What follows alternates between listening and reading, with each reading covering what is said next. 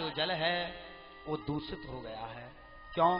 क्योंकि उसमें पाखंड रूपी कालिया रहता है। सुखदेव जी वर्णन करने लगे, परीक्षित विलोक्य दूषितां कृष्ण कृष्ण कृष्णाहिना विभु। भगवान श्री कृष्ण ने अपनी कृष्णा माने यमुना का जल दूषित देखा। क्यों? क्योंकि उसमें काले रंग का कालिया नाग रहता है। इतना विषैला ये कालिया नाग है कि यन्न ऊपर खगा, आकाश से उड़ने वाले पक्षी भी इसके विष के कारण नीचे गिर जाते हैं। यमुना के कई कोस तक कोई वनस्पति नहीं है। आज ठाकुर जी यमुना के जल को शुद्ध करने के लिए चले हैं।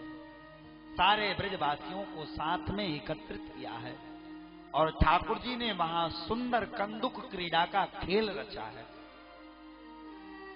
कुछ लोग कहते हैं कि राजा कंस ने नील कमल के फूल मंगाए थे, उनको लेने गए, लेकिन श्रीमद् भागवत में न तो गेंद खेलने का प्रसंग है न कमल के फूल लाने का प्रसंग है। श्रीमद् भागवत में तो केवल एक ही उद्देश्य है कि मुझे यमुना का जल दूषित करना है। क्यों? क्योंकि उस जल को मेरी गाय पीती हैं, वो गाय पीते ही मर जाती है। केवल गायों के कारण प्रभु उस जल को शुद्ध करने के लिए गए।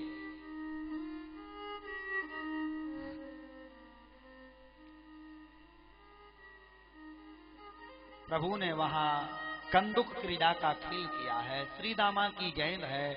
श्रीदामा ने जैसे ही गेंद प्रभु के सामने डाली है, भगवान ने जैसे ही उस गेंद में टोल मारा है, गेंद सीधे जाकर के यमुना के बीच में गिरी है।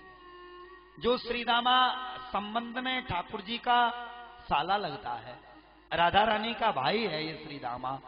उस श्रीदामा ने ठाकुर जी के पीताम्बर को पकड़ लिया है। कन्हैया मुझे मेरी गेंद दे। कन्हैया ने कहा, देख उस गेंद के बदले मैं तुझे 10 गेंद दे दूंगा। नहीं, मुझे मेरी वही गेंद चाहिए। भगवान ने कहा, भैया वो गेंद तो यमुना में गई, मुझे तो मेरी वही गेंद चाहिए। और ठाकुर जी उस कदम्ब के वृक्ष पर चढ़े हैं जो कि यमुना के किनारे खड़ा था। अब आप मन में विचार कर रहे होंगे कि ये कदम कहां से आ गया? हा? ये कालिया इतना विषैला है, इसने विष से कुछ छोड़ा ही नहीं, लेकिन ये कदम कहां से आ गया? ये कदम अमर था। एक बार गरुण जी महाराज जब स्वर्ग से अमृत का कलश लेकर के आए थे, तो उन्होंने अपने इस कलश को इस कदम के पेड़ पर रख दिया था और यहाँ अपना भोजन तलाशने लगे थे। जब इस कदम से इस कलश को उठाया तो इस कलश से कुछ अमृत की बूंदें कदम्ब के ऊपर गिर गई थी और ये कदम्ब आज तक अमर है।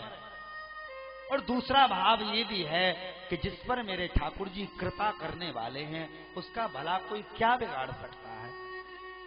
कदम पर चढ़े हैं और यमुना के बीच में ठाकुर जी ने छलांग लगा दी है।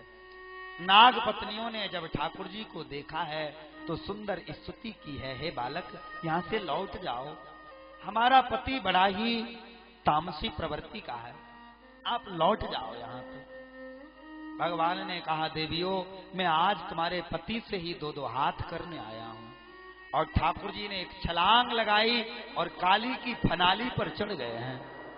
और काली नाग जिस फन को उठाता है, ठाकुर जी अपनी पाद का प्रहार करते हैं और उस फन को नीचे झुका देते हैं। जब कालिया नाग अपने एक फन से जहर उगलने लगा, खून उगलने लगा, 101 फन है इस कालिया नाग के, 101 फनों से जब ये खून देने लगा, नाग पत्नियों को लगा कि अब हमारा पति नहीं बचेगा।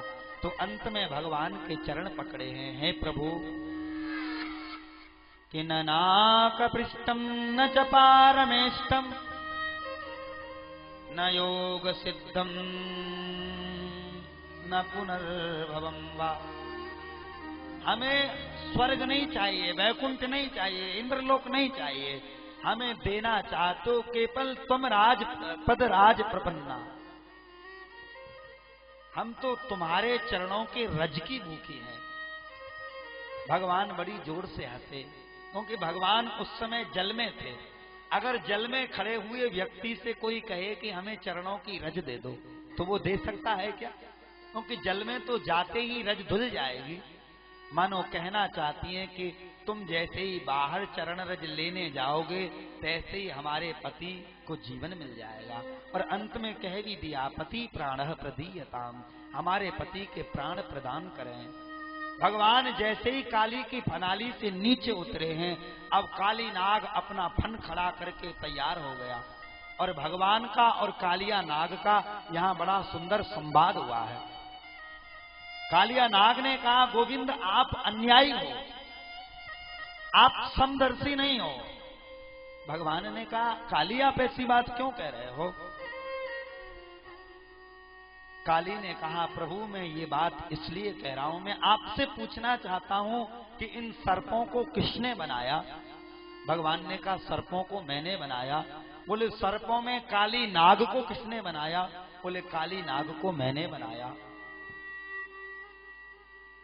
बोले, मेरे अंदर विष किसने दिया? बोले, विष भी मैंने दिया। तो काली नाग ने कहा, प्रभु फिर मेरी इसमें क्या गलती है? अरे आप ही तो कहते हो तेरा तुझको अर्पण क्या लागे मेरा। अरे जब आपने मुझे जहर दिया है तो मैं जहर ही तो अर्पण करूंगा। भवान ही कारणम तत्र सर्वज्ञो जगदीश्वर। इसमें अगर गलती है तो आपकी है, आपको मुझे बनाना नहीं चाहिए था अपनी सृष्टि में। वयम ही खलोतपत्या तामसा दीर्घमन्यवः स्वभावो दुस्त्यजो नाथः। आप तो जानते हो मैं खल वंश में पैदा हुआ हूं, तामसी स्वभाव है मेरा, और प्रभु स्वभाव को त्यागना बहुत कठिन है। इसलिए प्रभु इसमें मेरी तो कोई गलती नहीं, फिर आपने मुझे ये दंड क्यों दिया? भगवान ने कहा, देखो काली, मैंने सांपों को बनाया तो उनके रहने के लिए स्थान भी बनाया। भगवान ने जब ऐसी बात कही तो काली ने कहा, वहां आपका वाहन गरुड़ मुझे तंग करता है। भगवान ने कहा, काली मेरी यमुना तुम्हारे इस जहर से दूषित हो गई है, आप यहां से मेरे रमणक द्वीप चले जाओ। अब मेरा वाहन आपसे कुछ नहीं कहेगा, क्योंकि आपके सिर के ऊपर मेरे चरणों के चिन्ह